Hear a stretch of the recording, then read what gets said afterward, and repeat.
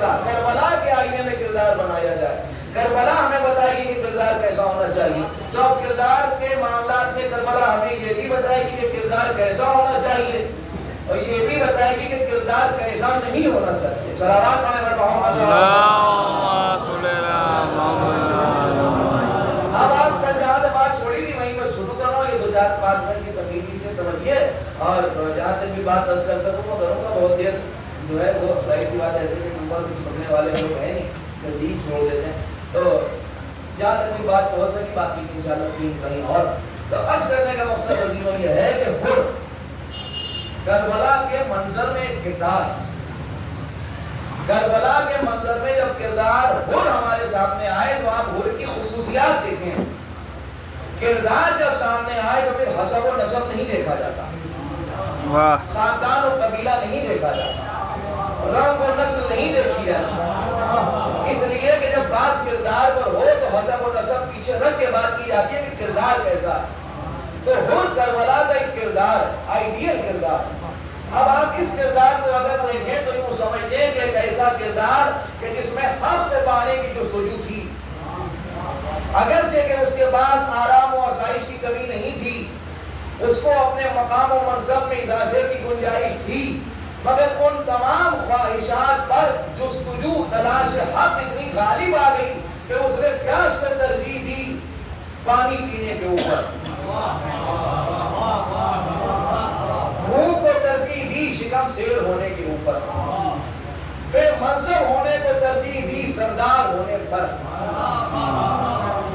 بے منصب ہونے کو ترجیح دی سردار ہونے پر, موت کو ترجیح دی چند روزہ زندگی کے اوپر. اس کا مطلب یہ ہوا کہ اس بات نے ان تمام چیزوں نے دائرہ دکھایا کہ حر جیسا کردار اگر کوئی چاہتا ہے تو اسے اس طرح کی قربانیوں کے لیے تیار ہونا پڑے گا. بہت توجہ کے ساتھ آپ سنیں, آج کی باتیں بہت اہم بھی ہوں گی اور ہو سکتا ہے تھوڑی سی سخت بھی ہو جائے, لیکن ہو جائے تو ہو جائے. صلوات پڑھیں توجہ کے ساتھ سنیے. تو وہ ایک کردار ہے کہ جس میں تلاش حق میں, حق کو حاصل کرنے کے لیے جستجو حق میں, یا لوگ بدل کے کہوں کہ نجات حاصل کرنے کے لیے ان تمام چیزوں کی قربانی دی کہ جو اس دنیا میں اس کے لیے آرام فراہم کر سکتی تھی. لہذا ایک کردار ہمارے سامنے آیا ہوا, ایک کردار ہے زہیر. یہ کردار ایسا ہے کہ جس کردار میں, بہت توجہ کے ساتھ سنیے گا, اور جو میں کہہ رہا ہوں وہی کہہ رہا ہوں, جو نہیں کہہ رہا ہوں وہ نہیں کہہ رہا ہوں. اس بات کو اچھی طرح رک کے سمجھیے, اور اگر آپ وہی سمجھ رہے, میں کہیں ہو رہا ہوں کہ آپ وہی سمجھ رہے تو میں کہہ رہا ہوں تو بہت اچھی بات. اور اگر آپ اس کے علاوہ کچھ اور سمجھ رہے ہیں تو پھر تو میں وہی کہہ رہا ہوں جو آپ سمجھ رہے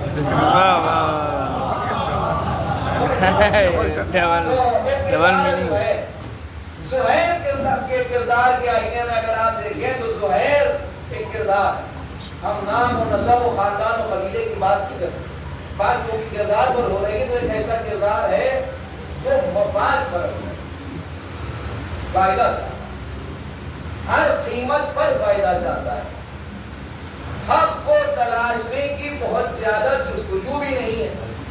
بہت توجہ کے ساتھ فائدہ چاہتا ہے, حق کو تلاشنے کی بہت زیادہ جستجو بھی نہیں ہے.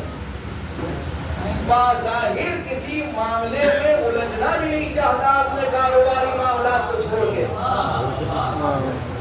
ایک کردار ہے جو ہے, مگر اس کردار میں خصوصیت یہ ہے کہ ان تمام چیزوں کے باوجود ایک صفت اور کیفیت بہت عمدہ اخلاقی طور پر موجود ہے, وہ یہ کہ اگر فائدے اور نقصان میں فیصلہ کرنے کی جو صلاحیت ہے وہ بڑی زبردست ہے.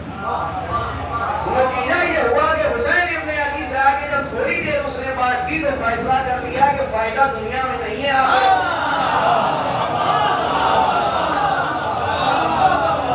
تو ایک کردار بن کے سامنے آیا تو ہے, آپ سمجھ رہے ہیں, ایک کردار ہے وہ ہے بظاہر نام و نسب و قبیلہ کے معاملات کو چھوڑ کے کہ عیسائی ہے, حضرت عیسیٰ کی شریعت پر عمل کرنے والا ہے, الگ ہے.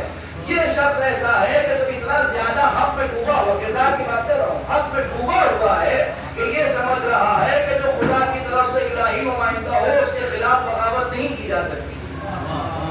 اسی نظریے اسی عقیدے نے بہت کو عیسائیت سے نکال کے اسلام کی روشنی میں اور نہ صرف روشنی اسلام میں بلکہ نصرت حسین میں جگہ دی ہے.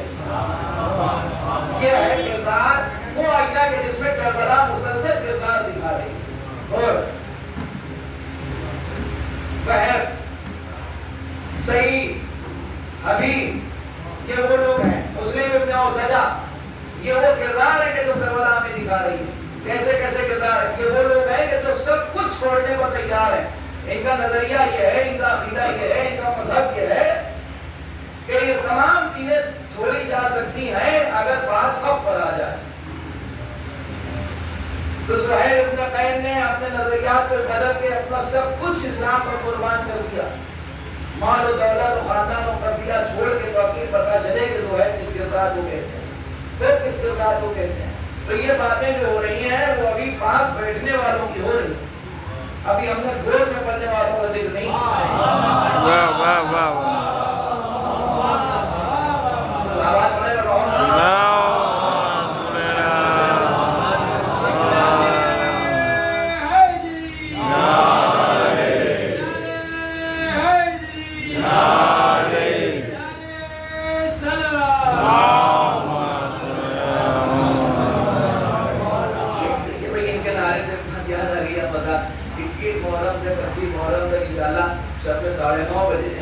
اسی کو اوپر روزانہ مجالس لاڈلی بھائی کے کھانے میں نگر منعقد ہوگی. آپ اس میں ضرور شرکت فرمائیں. صلوات پڑھ محمد.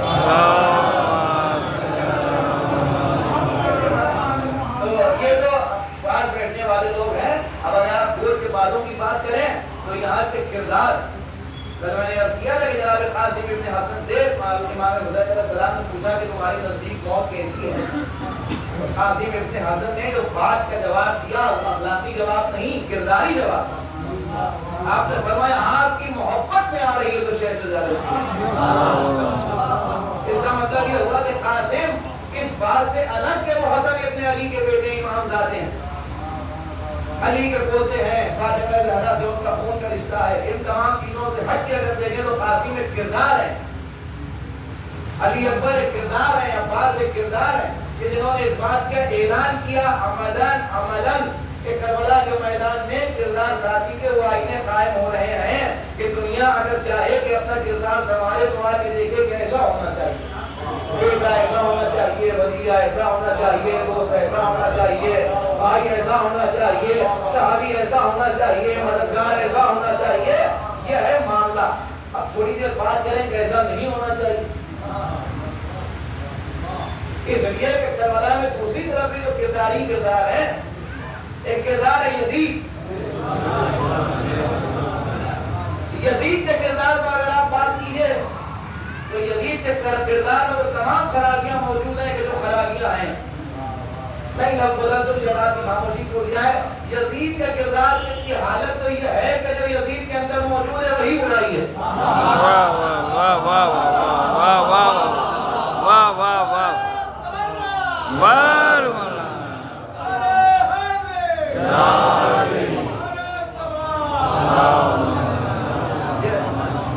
میں بڑی سنجیدہ گفتگو کر رہا ہوں, زیادہ آپ بھی اس کو اسی سنجیدگی کے ساتھ سنیں. سمجھ رہے ہیں تو یزید کے اندر جو موجود ہے وہی برائی, اور حسین ابن علی کے اندر جو موجود ہے وہی اچھائی.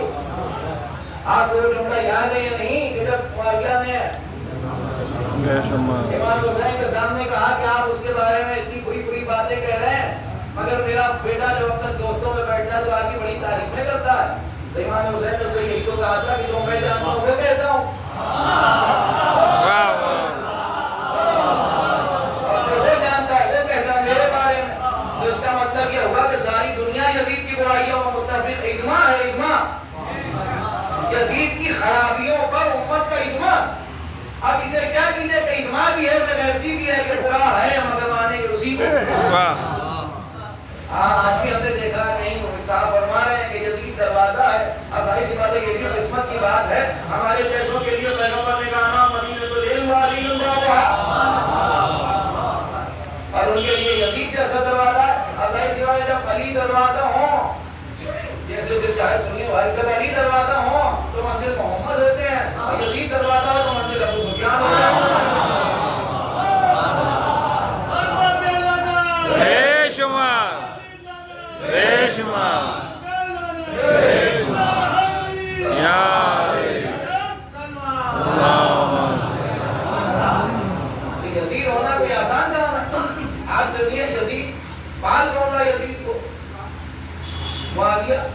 उन्हीं को पालने वाला मुआविया।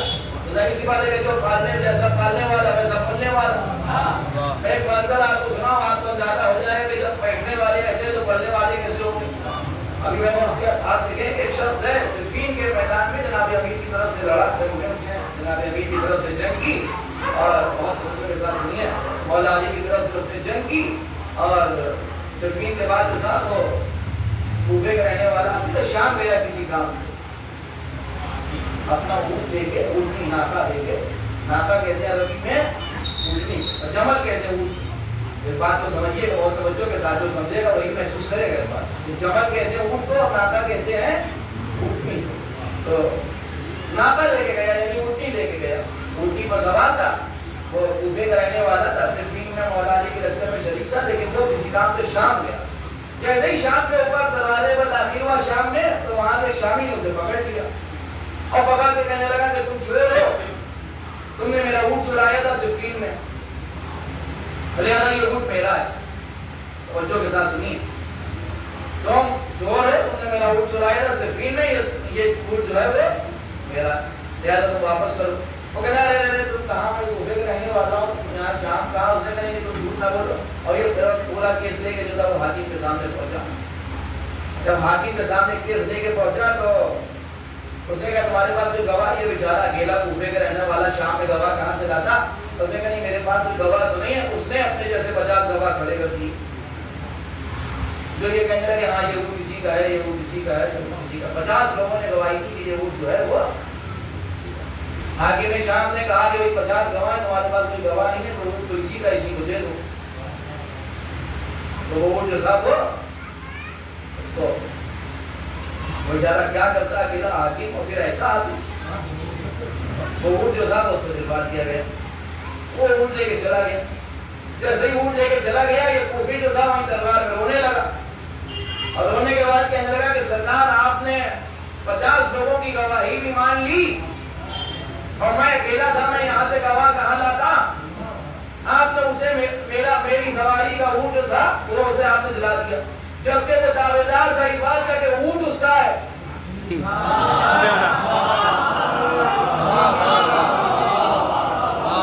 अब भी ना समझे तो भाई जबकि वो इस बात का दावेदार था कि ऊँट उसका है, और आपने 50 लोगों के कहने पर, 50 लोगों के कहने पर आपने मेरी ऊँटनी दावेदार को दिलवा दिया।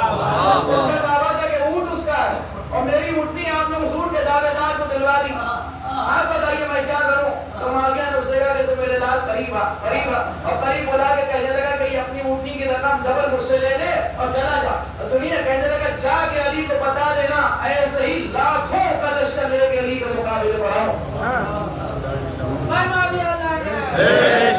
आपने नहीं सुना? क्या सुना और क्या समझा? एक ऊँटनी पर ऊँट का दावा रखने वाला शख्स 50 अपने ही जैसे गवाह लेके आया, जिसने ऊँटनी को ऊँट का गवाही की शक्ल में बयान दिया। हाकिम कह रहा है कि जाके अली को बता दो कि ऐसे ही 1 लाख लोग अब के मुकाबले पर लेके आऊंगा, जिन्हें ऊँट और ऊँटनी में फर्क करने की तमीज नहीं है।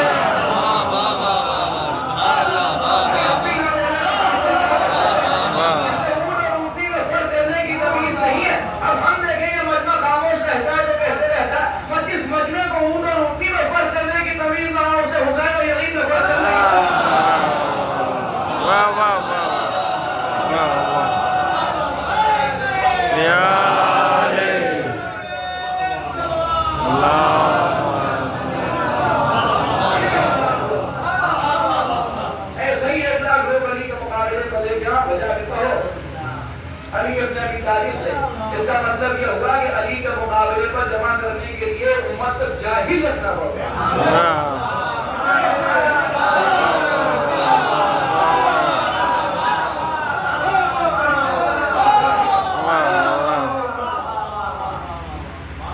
ताकि सरदारी वसी रहे, लोग पढ़ लिख जाएंगे तो कुछ हमसे सवाल पूछने लगेंगे, दलीलें मांगने लगेंगे।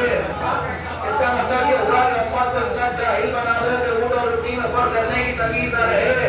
सलावत पढ़े मोहम्मद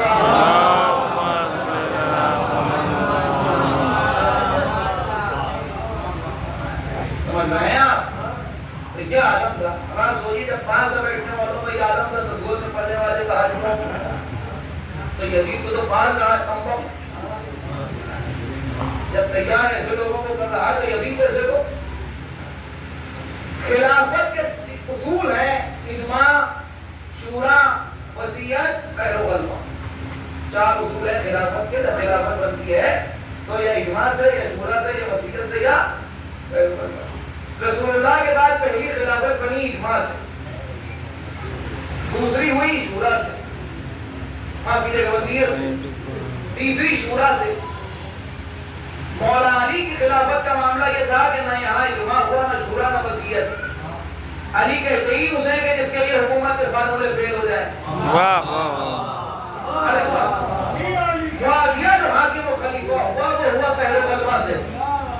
تو پہلی خلافت اجماع سے، دوسری وصیت سے، تیسری شورا سے. یزید معاویہ کی خلافت پہلو غلبہ سے. حکومت کے لیے ایک ایک فارمولہ استعمال ہوا. یزید تاریخ خلافت کا وہ حاکم و بادشاہ اور خلیفہ ہے جس کے لیے حکومت کے 4 فارمولے استعمال ہوئے. یزید کی حیثیت سمجھیے کہ یزید کا کردار کیا ہے. اجماع بھی ہوا، شورا بھی ہوئی، وصیت بھی ہوئی، خیر و غلبہ بھی ہوا. اب اس پر رک کے بات کریں گے تو بہت دیر ہو جائے گی، موضوع سے بھی میں بھٹک جاؤں. بڑے جانے کا مطلب بات اسی طرح نکل جائے گی کہ اجماع کا مطلب ہے لوگوں کا جمع ہو جانا، میجورٹی. اب یزید جیسے کہ اوپر جمع ہو جانے کا مطلب سمجھتے ہیں کہ وہی اوپر رکنے والا معاملہ. وصیت کا مطلب کیا ہے؟ وصیت کا مطلب یہ ہے کہ جیسا وصیت کرنے والا ویسے ہی وصی. آپ نے اس لفظ وصی کو داد دیں گے تو کون دے گا؟ اس لیے کہ جب وصی اور وصیت کرنے والے کا معاملہ یہ ہے کہ جب وصیت کرنے والا محمد جیسا ہو تو وصی علی جیسا ہو، اور وصیت کرنے والا معاویہ جیسا ہو تو وصی یزید جیسا ہو. تو شورا کی بات آپ نے تو شورا کا مطلب کمیٹی. اب معاویہ کو اپنے جیسے ہی ملے گا تو اس نے کمیٹی بنائی. رہ گیا معاملہ پہلو غلبے کا. پہلو غلبے کا مطلب تلوار دکھا کے اس نے پوری طرح سے یزید کی حکومت کو مضبوط کر دیا. چنانچہ جب کردار یزید تاریخ میں ہمارے سامنے پیش ہوا، آپ جواری اور شرابی اور عیاش اور مکار اور زانی اور قاتل اور یہ اور وہ تمام خرابیاں ہٹا کے اگر کردار کی شکل میں یزید کو دیکھیں تو یزید ایک ایسا حاکم و خلیفہ اور بادشاہ اور انسان کہ جس کو طاقت کے نشے نے اتنا چور کر دیا ہے کہ فرزند رسول سے بھی ٹکرا سکنے کی ہمت کر سکتا. یہ ہے یزید کا کردار. سمجھیے بے شمار. سنیے بہت توجہ کے ساتھ اس بات کو سمجھیے جو میں کہہ رہا ہوں. یزید ایک کردار، ایسا کردار کہ جو طاقت اور نشے طاقت اور اپنے فوج کے نشے میں اتنا چور ہو چکا ہے کہ وہ فرزند رسول سے ٹکرانے کی بھی جرات کر سکتا ہے. اس قدر پہ حیائی کی منزلوں پر جا چکا ہے. یہ ہے کردار یزید. ایک کردار ہے امام حسین کا. اگرچہ کہ حسین ابن علی اور یزید کے کردار کو ایک ساتھ بیان کرنا توہین عظمت حسین ابن علی. سمجھ رہے ہیں آپ؟ لیکن بات یہاں پر ہے، بات اس لیے عرض کر رہا ہوں مقابلہ موازنہ بھی نہیں ہو سکتا، اس لیے کہ بات اگر موازنے کی ہو تو آدم کے سامنے حسین کا ذکر ہو، کے سامنے حسین ابن علی کا ذکر ہو. لیکن بات کو بھی کردار کی ہم کر رہے ہیں تو یہ 2 لشکر جو ہیں، ایک کا نائب، ایک کا سردار یزید اور دوسری طرف امام حسین. تو دوسرا کردار حسین ابن علی اس عظیم ترین کردار کو کہتے ہیں کہ یہ وہ کردار ہے کہ جو اپنے حق اپنے مقصد کو بچانے کے لیے قربانی کی کسی بھی منزل تک جا سکتا ہے. یہ حسین کا کردار ہے. ہم ٹھنڈی ہوا میں، اے سی میں، کولر میں، پنکھے میں بہترین اپنے ہی مجمع کے سامنے بیٹھ کے موٹی موٹی باتیں چاہیے تھی کر لیں. نظام یہ ہونا چاہیے اور مجلس حسین ابن علی بنائیں، یہ کریں وہ کریں. بہت پہلے ہم نے بات کہی بھی تھی، تقریباً ہم سے زیادہ آپ سب کو یاد ہے وہ. تو یہ ساری باتیں اپنی جگہ ہیں کہ حسین ابن علی بنا لیں. معاملہ یہ کہ حسین ابن علی ذات نہیں، کردار. اس کردار کے لیے عظمت و فضیلت کی جس بلندی کو جانا پڑے گا اسے سمجھیے. اپنی بات کے لیے، اپنے مقصد کے لیے قربانی کی کسی بھی منزل پر جانے کے لیے تو ذات تیار ہو، جو کردار تیار ہو، اسے حسین کہتے ہیں. کہ جو پھر اس منزل پر آنے کے بعد یہ نہ دیکھے کہ فائدہ اور نقصان کس منزل پر ہوگا. مقصد کی اہمیت اور مقصد کی قیمت و اہمیت دینے کے بعد وہ قربانی کی کسی بھی منزل پر جا کے بات کرے، ایسا صاحب کردار ہو تو حسین کہلاتا ہے۔ لیکن بیچ میں ایک کردار ہے ہمارے ساتھ، جو اہم ترین سمجھنے کی بات ہے آج کی اس مجلس میں، وہ یہ ایک کردار ہے ہمارے ساتھ۔ یزید کا کردار آپ کے سامنے ہے، امام حسین کا کردار آپ کے سامنے ہے، اب یہ عمر سعد کا کردار بہت ضروری ہے سمجھنا۔ عمر سعد اس کردار کا نام ہے کہ جو حسین کو بھی ناراض نہیں کرنا چاہتا۔ اب سمجھیے اس مسئلے پر مجھے اس بات کی امید ہے کہ یہ مجمع ایسے ہی خاموش رہے گا، آپ ایسے ہی رہیں مگر سنیں، بہت توجہ کے ساتھ سنیں، ایک لفظ بڑی ذمہ داری سے۔ عمر سعد ایک ایسا کردار ہے کہ جو حسین کو بھی ناراض نہیں کرنا چاہتا اور رائے کی حکومت بھی نہیں چھوڑنا چاہتا۔ عمر سعد خدا سے بھی رابطہ خراب نہیں کرنا چاہتا اور یزید کو بھی غضبناک نہیں کرنا چاہتا۔ عمر سعد محرم کے یعنی عاشور کے دن سے آخری وقت تک اتنا متذبذب تھا حسین ابن علی سے لڑنے کے سلسلے میں کہ شمر کو ایک خط لے کے ابن زیاد نے بھیجا اور کہا کہ یہ ابھی بھی اگر اس معاملے میں کنفرم نہ ہو کہ نہ لڑے تو اس سے کہو تم پیچھے ہٹو اور سرداری تم لے جائے۔ اگرچہ کہ رائے کی بات یہ وہ ساری باتیں اپنی جگہ ہیں، یہ بھی جانتا ہے کہ رسول کے نواسے سے لڑے گا تو ہاتھ خون میں رنگین ہوں گے تو بھی جہنم ہی جائے گا، یہ بھی نہیں چاہتا۔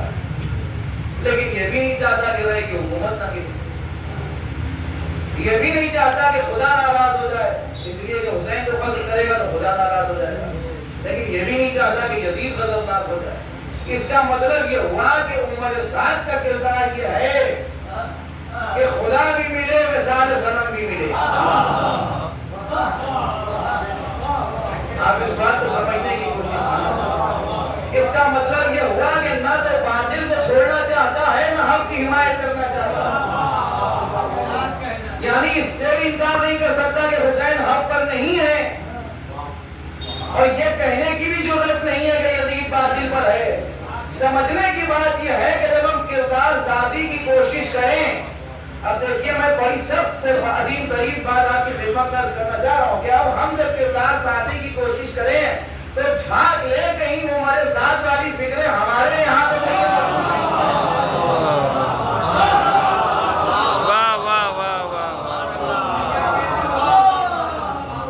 اس لیے کہ وہ بھی حسین کے نبی کا نواسا ہونے سے انکار نہیں کر رہا ہے، وہ بھی فرزند رسول ہونے سے انکار نہیں کر رہا ہے، لیکن معاملہ یہ ہے کہ وہ رائے کی حکومت بھی نہیں چھوڑنا چاہتا۔ اس کا مطلب یہ ہوا کہ اگر حق و باطل کے درمیان فیصلہ کرنے میں تضادوں کے شکار ہو رہے ہیں تو کہیں نہ کہیں خاندان و قبیلے چھوڑیے فکر وہیں سے آ رہی ہے۔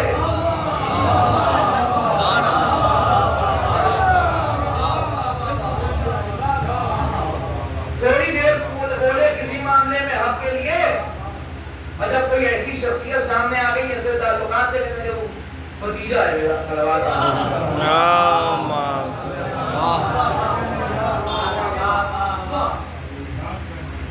بھائی ہیں ہمارے رشتے دار آ گئے تو کیا بولتے اور بھائی میں تو بہت عرصے تک پورا معاملات چھوڑے رہا، لیکن جب وہ ہمارے مقابلے پر آئے بڑے پرانے تعلقات جو منسوخ ہو گئے اور پھر انہوں نے تو دین کو نیلام کیا، اس کا مطلب کیا ہوا؟ اس کا مطلب یہ ہوا کہ نہ حق کی حمایت میں بولنے کی ضرورت ہے نہ باطل سے اظہار بیداری کرنے کی ہمت۔ یہ ہے کردار عمر سعد کا کردار۔ نام و قبیلے اور نام کو چھوڑیے، بھائی مثال کے طور پر یہاں میں نے معافیہ کا آپ نے لعنت، یزید کا آپ نے کہا لعنت، میں نے عمر سعد کا آپ نے کہا لعنت، تو ہو گئی لعنت، الگ بات ہے، لیکن اس کی ضرورت کیا کیجیے جو ہمارے ساتھ بناتی ہے۔ سمجھ رہے ہیں آپ یا نہیں سمجھ رہے ہیں؟ اس فکر کا کیا کیجیے جو یزید بناتی ہے۔ اس کا مطلب کیا ہوا؟ اس کا مطلب یہ ہوا کہ صرف کہنے سے کام نہیں چلے گا، حق کی حمایت کرنا۔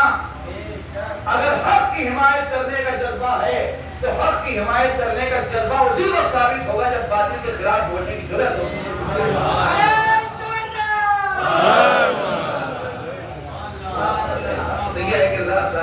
منزل آپ غور کریں اور دیکھیں اور اندازہ ہوتا ہے کہ کیسی منزل ہے. اور پھر خولی اور شیعہ اور یہ تو چھوٹے چھوٹے لوگ ہیں ان کی بات ہی کیا کی جائے. پھر کوئی صرف اس لیے آ گیا کہ 10,000 درہم ملیں گے اور کوئی اس لیے آ گیا کہ 20,000 درہم ملیں گے. میں فکر کی بات کر رہا ہوں, کردار کی بات کر رہا ہوں. صلوات پڑھیں پر محمد علیہ.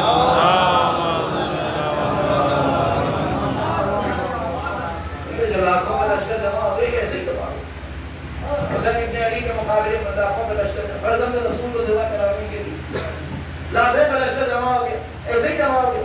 اس کا مطلب یہ ہوا کہ لوگ دیکھے جاتے ہیں. دیکھیں میں نے جب ڈاکٹر صاحب نے 3 سال پہلے اسباب عاشور اور بات کی تھی تو ایک وہاں ایک بہت اہم منظر نصیحت اس وقت موضوع سے متصل ہے, اس لیے آپ کو دوبارہ سنائی دیتا ہوں اور بہت سے لوگوں کے ذہن میں نہ ہو. اس بات کو سمجھیں, اس بات کو کہ کل میں نے عرض کیا تھا کہ ابن زیاد لباس حسین ابن علی میں کوفے میں داخل ہوا, کوفے میں آیا اور جب آیا تو اس نے کیا کیا, 18,000 خط لکھ کے امام حسین کو بلایا گیا تھا. حضرت مسلم امام حسین کی نیابت میں پہنچ گئے تھے سفیر کی حیثیت سے آ گیا.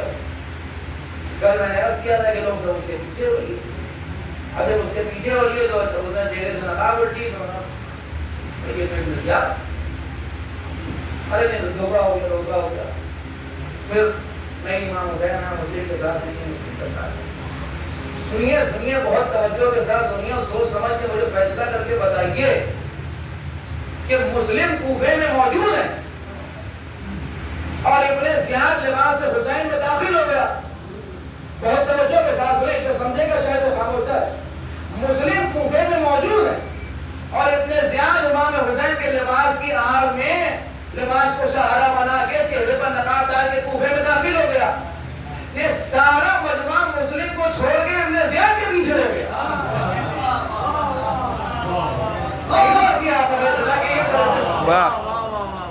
نہیں توجہ کیا آپ نے, شاید آپ بات حسین ہی نمائش کرنا چاہ رہا کہ مسلم کوفے میں حسین کی سفیر کی حیثیت سے موجود ہے مگر ابن زیاد امام حسین کے لباس کو پہن کے سپر بنا کے کوفے میں داخل ہو گیا.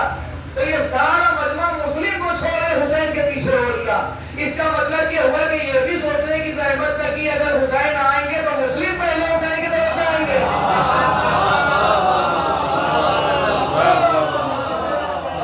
جب قوم اتنی جاہل ہو تو جلدی تیار ہوتے ہیں.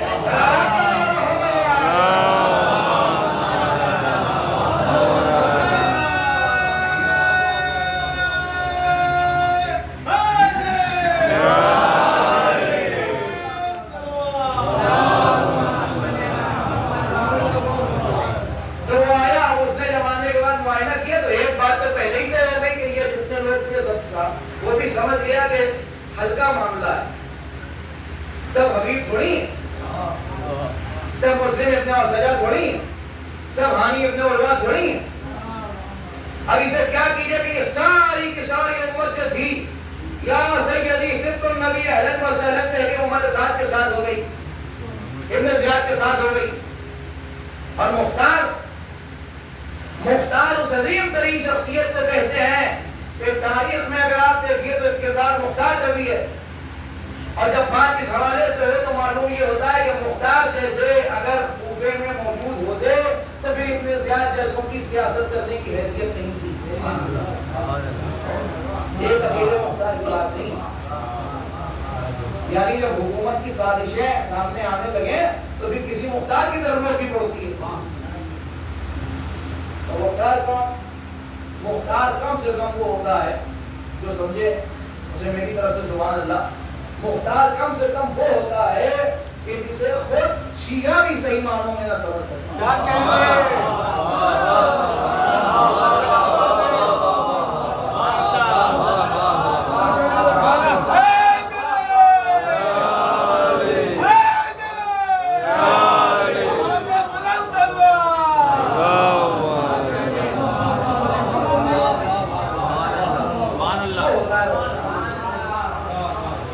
اب اسے کیا کیجئے کہ اور زندہ ذریعے جب لوگ مختار کی حکمت کو نہ سمجھ سکیں تو علی کی سیاست کو کیا سمجھیں گے. مختار کی حکمت حکیم کریم شخص مختار سلیمان بن سلط. اب اس وقت بات کردار پر ہو رہی ہے تو کردار ہی کی ہوگی. آپ نام کو ایشو نہ بنائیے بس خدا کے لیے. پھر تو کردار کو بات کرتے رہیے تو میرے لیے شاید کوئی مشکل بھی نہ ہو اور ایسی بات ہوتی چلی جائے گی. کیا معاملہ تو یہ کہ نام کو فوراً ایک معیار بنا دینا. اگر میں نے نام لیا تو فلاں کے لیے سلیمان بن سرد ایک کردار تعلیم. سلیمان بن سرد کے کردار کو آپ دو جملوں میں یوں سمجھیے کہ عالم ہے. سلیمان بن سرد تو عالم آدمی ان کا معاملہ نہیں تو عالم آدمی, لیکن بیچارہ جو ہے وہ حکمت سے خالی ہے. سلیمان بن سرد خدائی کہ جن کو آپ نے مختار نامے میں پڑھا ہوگا نہ پڑھا ہوگا ہم نے دیکھا تو ضروری ہوگا. پڑھا لکھا آدمی ہے, حکمت سے خالی, وہیں پہ اہل بیت بھی ہے. اس کے عقیدے میں اور محبت میں کوئی معاملہ نہیں ہے. لیکن ایک بات سمجھنے کی ضرورت ہے, اس بات کی بھی کرنا چاہیے کہ ہر محبت کرنے والے کو بھی حکیم ہونا چاہیے. شیعہ حکمت سے نام دینے والے کو اس سے زیادہ کچھ کہہ نہیں سکتا. صلوات پڑھیں محمد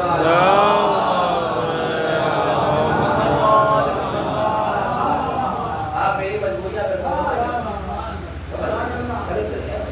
تو سلیمان بن سرد بہت پڑھا لکھا آدمی ہے, نہایت پڑھا لکھا آدمی ہے, متقی ہے, پرہیزگار ہے, عالم ہے, محب اہل بیت ہے, لیکن حکمت سے خالی.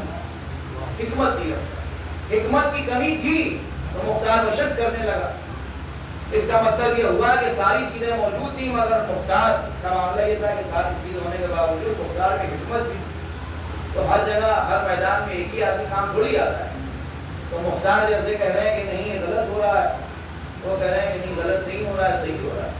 نتیجہ یہ ہوا کہ ایسے کیا کہوں, اب چھوڑیے بہت زیادہ سب بھی نہ ہو جائے بات. کہنے کا مطلب یہ کہ ایسے معاملات میں جب مشکل آن پڑتی ہے تب پتہ چلتا ہے کہ غلطی کیا ہو.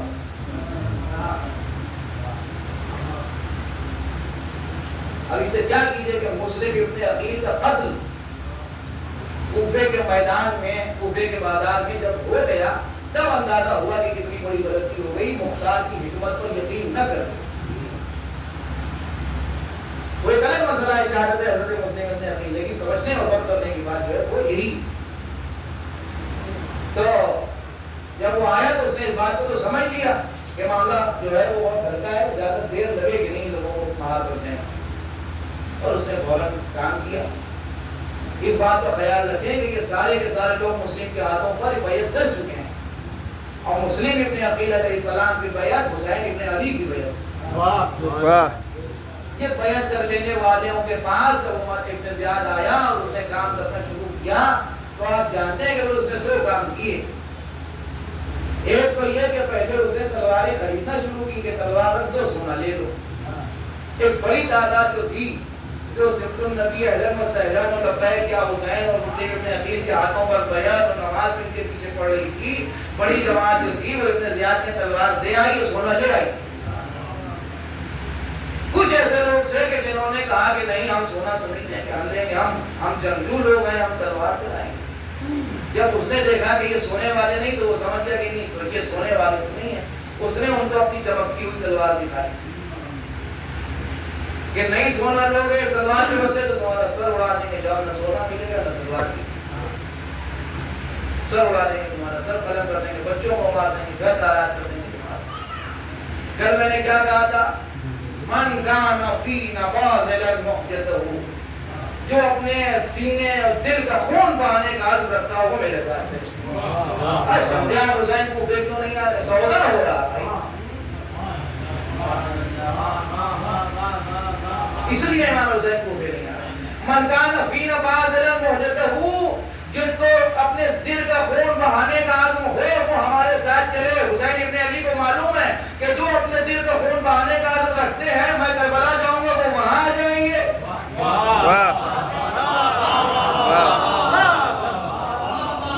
تو جن کے اندر عزم ہے اپنے خون دل بہانے کا وہ آ جائیں گے. لہذا تم یہیں رہو, تم یہیں اچھے ہو, سودا کرو تم.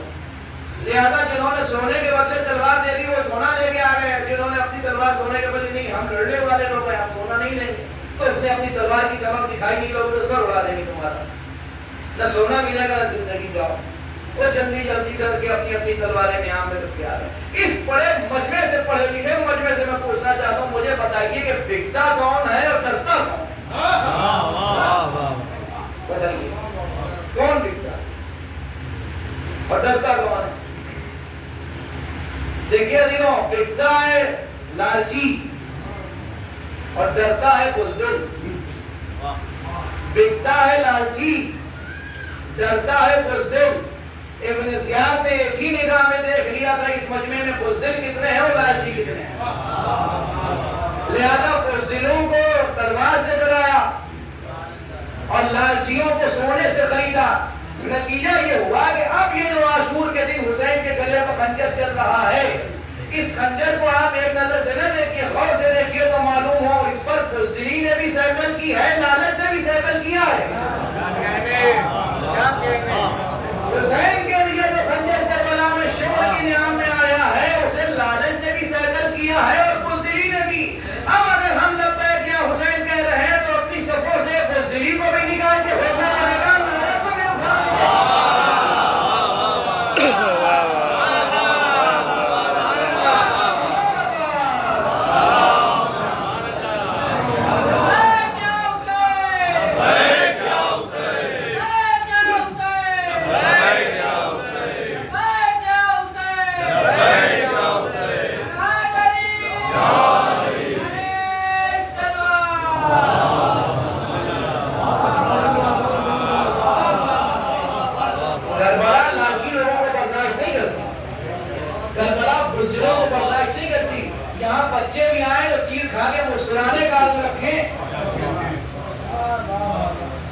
یہاں بزدلی کا کام نہیں ہے, یہاں جرأت کا کام ہے, یہاں ڈرپوک لوگوں کی جگہ نہیں ہے, یہاں لالچی لوگوں کی جگہ نہیں ہے. زہیر آئے تو پہلے اپنا سارا خزانہ چھوڑ کے آئے, زہیر یہاں آئے. حسین کو مال غنیمت نہیں چاہیے, حسین کو لڑنے کے لیے کسی امت سے پیسہ نہیں چاہیے, امام حسین کو تلواریں چاہیے اور ایسی کہ جو اپنا خون بیچ کے خریدی گئی ہوں. آپ نے اس جملے کو شاید محسوس ہی نہ کیا تھا, جا کے سوچیے گا. حسین ابن علی تلواریں بھی چاہتے تو ایسی تلواریں جو اپنا خون بیچ کے خریدی گئی ہوں. درہم و دینار سے خریدی جانے والی تلواریں حسین کو نہیں چاہیے. یہ ہے کردار سازی کربلا کیا. جب اس قدر عزم ہوا ہم میں کردار سازی کا تو ہم بات کریں کہ کربلا کی کردار کیا ہوتا ہے. سلامات پڑھے گا محمد.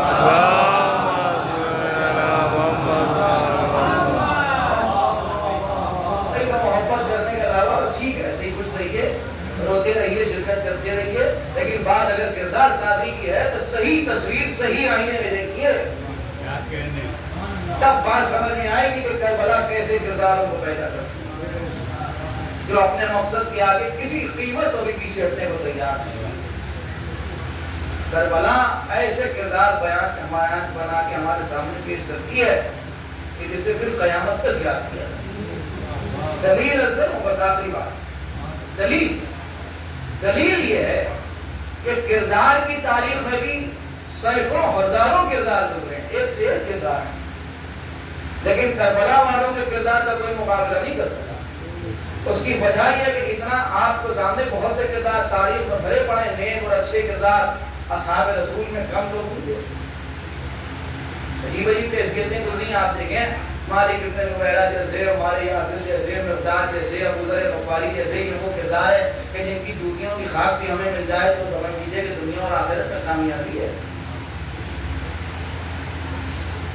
لیکن مسئلہ یہ ہے کہ آپ ان کا ذکر کریں دنیا اور آخرت میں اوپر طاقت مکمل ہے, کوئی حد نہیں ہے. دامن ابو ذر کو کوئی گرد نہیں, دامن مالک ابن نویرہ کو کوئی حد نہیں. لیکن معاملہ یہ کہ جب کربلا والوں کے مقابلے پر آتا ہے تو یوں سمجھ لیجیے کہ مثال برائے مثال کہ جب آسمان نصرت و کردار پر یہ تمام لوگ چمکنے کی حیثیت رکھیں تو یہ سب ستاروں کی طرح چمکیں گے, مگر کربلا والے شان دور سے دیکھ لے آدمی انصار میں زبیر کہاں بیٹھے ہیں, سعید کہاں بیٹھے ہیں, حبیب کہاں بیٹھے ہیں, خود کہاں بیٹھے ہیں. یہ وہ کردار ہیں کہ جنہیں حسین نے جمع کیا ہے, نکالا ہے, چنا ہے, اور چننے کے بعد عاشور کی رات آتے آتے سیقل کی. عظیم کردار کہ جو کچھ بھی ہے وہ سب عاشور کی رات آتے آتے ایسا صاف ہو گیا کہ اب کسی میں ہمت نہیں، نہ لکھنے والے میں، نہ پڑھنے والے میں، نہ بولنے والے میں، جو فرق کر کے بتا دے کہ حبیب حسین سے زیادہ محمد ہے یا زہیر کو، زہیر حسین سے زیادہ عزت نہیں ہے، صحیح یہ وہ کردار کی بلندیاں اتنی تیزی سے کہیں بھی پڑتی ہیں، ہم نے کربلا کے علاوہ بھی کتنے شفاف اور پاک کردار کے جن کے دامن پر گرد خطا اور گناہی تصور ختم ہو جائے، ایسے غریب غریب کردار حسین آپ دیکھیں تو اندازہ ہوتا ہے کہ جب حبیب گھوڑے سے زمین پر گرے ہیں